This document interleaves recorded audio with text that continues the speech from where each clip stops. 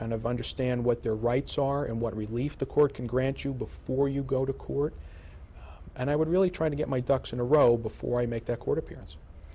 Now, Judge, when they appear before you on that initial hearing, is there a different standard of proof? What's the quantum of proof that, in your mind or on the books, is required for you to issue that immediate temporary order? The standard is different. Carmen referenced before that at the final hearing, the standard is what we call the preponderance of the evidence, which we're using the scales of justice is just tipping the scale ever so slightly. But on a preliminary application, the temporary restraining order, we're actually a lesser standard. We're looking for what's called probable cause. So that's been described by the cases as an articulable suspicion that something happened. And that's all you really need for probable cause to say that you should be issuing that temporary restraining order. So a temporary restraining order is issued. And what happens after you sign that temporary order, or the municipal judge signs that temporary order? What happens next in the process? Plaintiff, the person who is the victim of domestic violence, is served with a copy, and then law enforcement fines the defendant and serves him with that as well. The order tells them when they're going to be coming back for the final hearing on the restraining order. The order has all the relief that the judge, whether it's municipal court or somebody in Superior Court, has put on the order, including the temporary restraints. It's an automatic that the person who is the defendant in one of these actions is removed from wherever the two parties were living together and can't go back. He's not allowed to have, in short, any contact with that person between the time of the temporary order and the hearing on the final restraining order.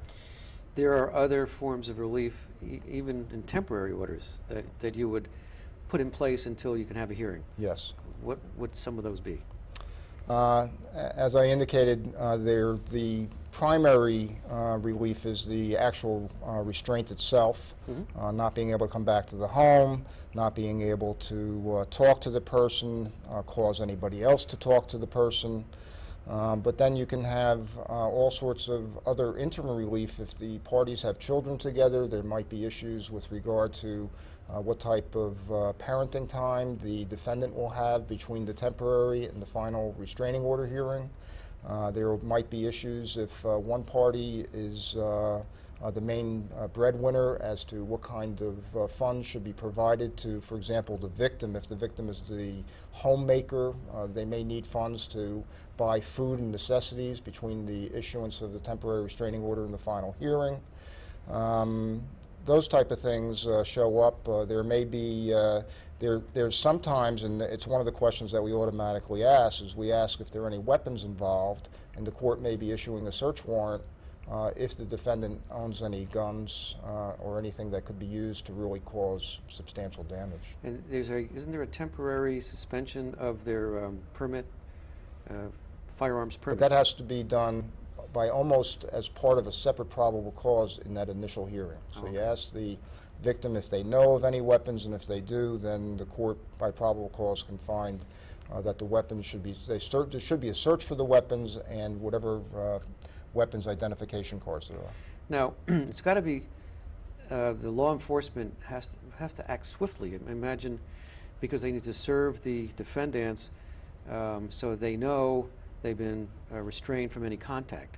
So I gather it's a fax system with the police and the sheriffs and all law enforcement to get those things out there, I would imagine.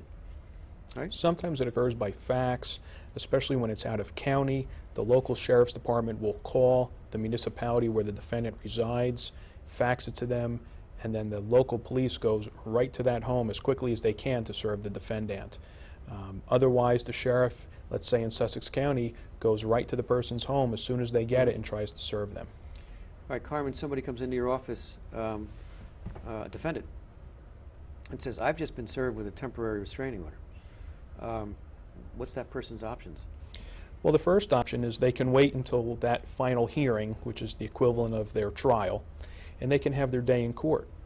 But I would probably also discuss with them an emergent appeal. You have the right to come back to court and say, for some reason, I can't wait for my 10 days to be up. I need to have my case heard sooner. Or a portion of the case can be heard sooner. For example, if the temporary restraining order prohibits a defendant from having any contact with their children, they can come into court and say, can you at least modify that to allow me to have some parenting time between now and that trial, that final hearing, because I want to see my children. That is really the exception. 99% of the cases wait that final hearing, wait that 10 days to go to trial. What if a plaintiff comes in with a temporary restraining order? What are their options? Well, their options are to consult with an attorney. They can consult with other resources like a battered women's group. They can consult with other experts that they may need, and they should really start preparing for their trial. Domestic violence is considered a summary proceeding, which essentially means that there is no discovery process.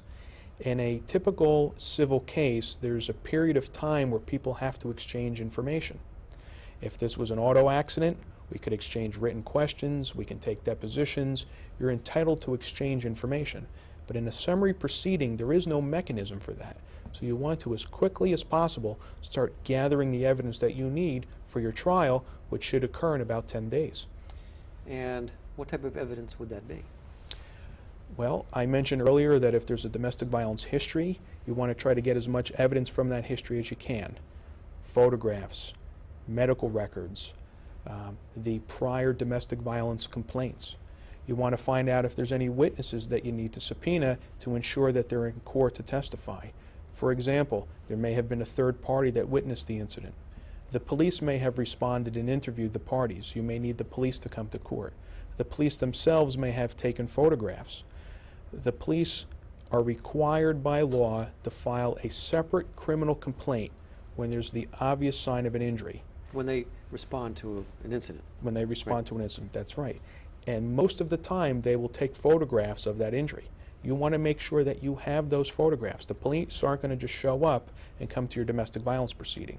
So you want to make sure that the police are there if needed. You want to make sure you have their photographs. If there's been a substance abuse history, you want to try to get as many of those records as you can. And like the judge mentioned earlier, you might want to have some of your financial information with you. Proof of your spouse or other party's income, what type of emergent financial needs might need to be met at this final hearing.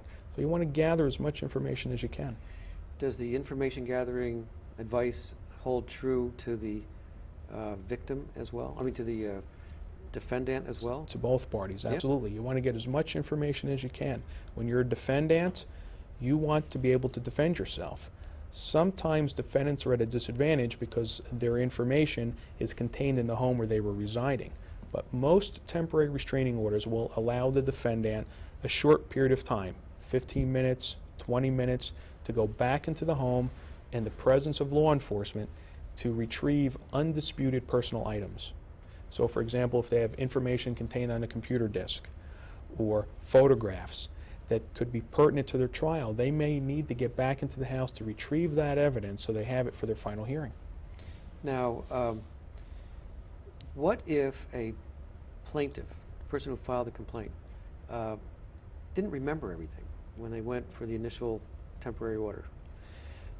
A lot of times they don't. They're in a stressful situation. The police are called to their home at 11 o'clock at night. They're nervous about going to the Superior Court and meeting a Superior Court judge to apply for this relief. They don't always remember everything that they need to include.